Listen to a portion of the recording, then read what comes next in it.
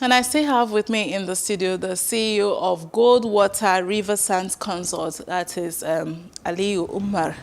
We're still seeing having this conversation about security, about, you can hear all, half the news, we talked about security. Now you also heard issues of Nigerians. Let's start with this different one before we come into the other matter. Nigerians are called on the president sometime last week to sack the service chiefs for being incompetent, and this is also related to security matters. What are your thoughts on all of these? Where are we headed? Well, my thoughts are quite straightforward. And I'm surprised the president doesn't see it the way I do. Probably because he belongs to an older generation of soldiers. But then from my own younger perspective of soldiering, I'll tell you that at a point when you become generals, soldiering becomes pretty much like, let me use football as an analogy because Nigerians follow football. I don't, but let me use football. You see, there are players, we call them all footballers, okay? But the technical advisor, that's what they call them, right? Or is it coach now, one of those people? I guess coach. Okay, they actually don't see players. We see players, footballers rather. The technical advisor sees strikers, defenders, is it sideliners, they call them now, outside, I don't know, sorry. Well, I'm not a they see them by their roles. Good, by their roles, goalkeepers. Now that's the same thing that happens to generals. In fact, right from cadet, right from the cradle in the academy, you should, from the strengths and weaknesses of a cadet, know if he will make a good staff officer, a good field officer, or a command officer. Okay, the same way your coach will look at a player and say, no, this one won't play full time, but he's dangerous enough for me to put him 20 minutes to the end of the match. So generals are not deities, they are not gods, they're human. They have strengths, they have weaknesses. Okay. Now what we do, or what should be done, is to posit generals in areas of their strengths. It's not only about the army. Companies do it. CEOs come and go. Now, the present set of service chiefs are stabilizers. Let me specifically talk about the army. Okay. As at the time the present chief of army staff came on board, much was in disarray. He was able to rebound them. He was able to inspire them. He was able to drive them. If you profile him properly, you'll discover that of the 4 possible human character attributes, he falls into one. As human beings, you are either a choleric, a melancholic, sanguine, or phlegmatic. That's correct. It also applies to the armed forces. Now, he was able to stabilize.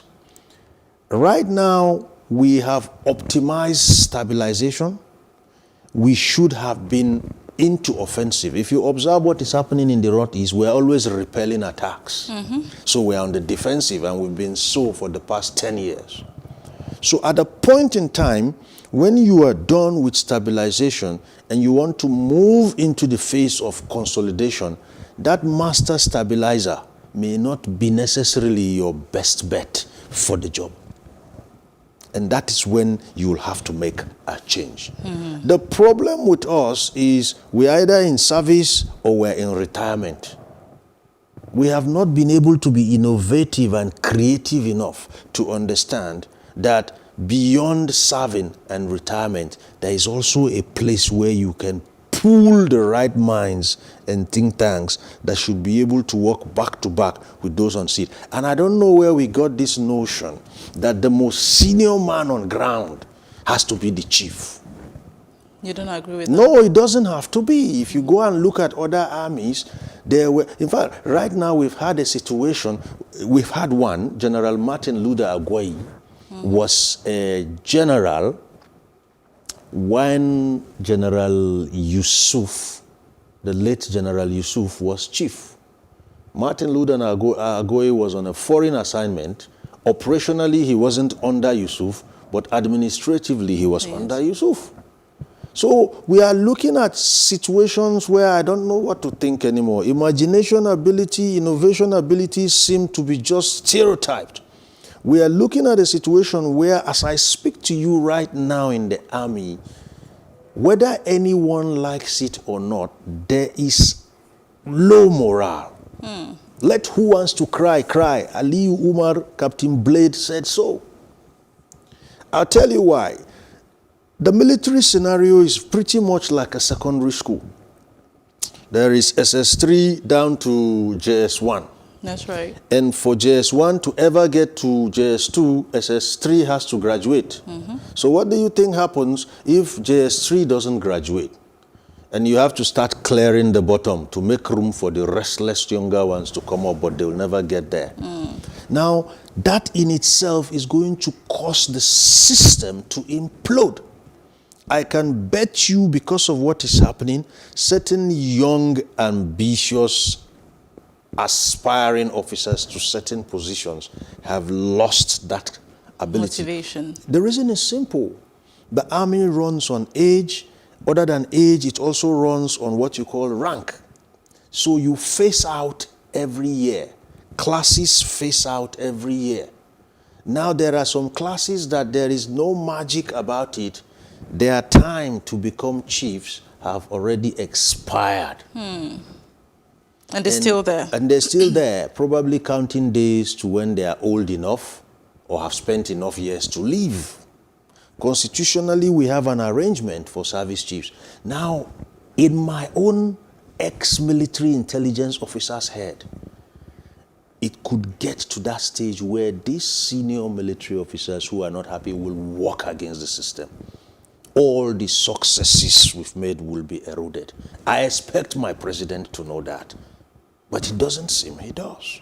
But He's an old general. I never made general. Got nowhere near it. If I can think about it, then his own thoughts should be on the moon about it. But that's not seemingly the case. The generals we have are so useful, you don't want them to go. Fine, what's Joint Chief of Staff about? What Joint Chief of Staff about? Let's go and take models from countries that have Joint Chiefs of Staff. Joint Chiefs of Staffs are simply the most senior American officer is in the Joint Chiefs, and he's not the Chief of the Army or the Chief of the Navy. And he still works directly with the president, while the Chief of Army Staff and Naval Staff will go do their things. So there are actually positions that the president can create that will by far, be superior to the service chiefs. We have the Chief of Defense Staff, but then for me, that one is obsolete. It's sounding like something from the Murtala Mohammed years. We really have to bring it up to 2020 Earth standards. That's what is happening. So the army itself, you can see in the Northeast, is beginning to, do I say it's recycling defeats? A lot of things are happening. People are being beheaded. Bishops are being killed. We hear politicians saying that we should not allow religion and ethnicity, or religion as the insurgents are doing, to divide us. And I'm like, really?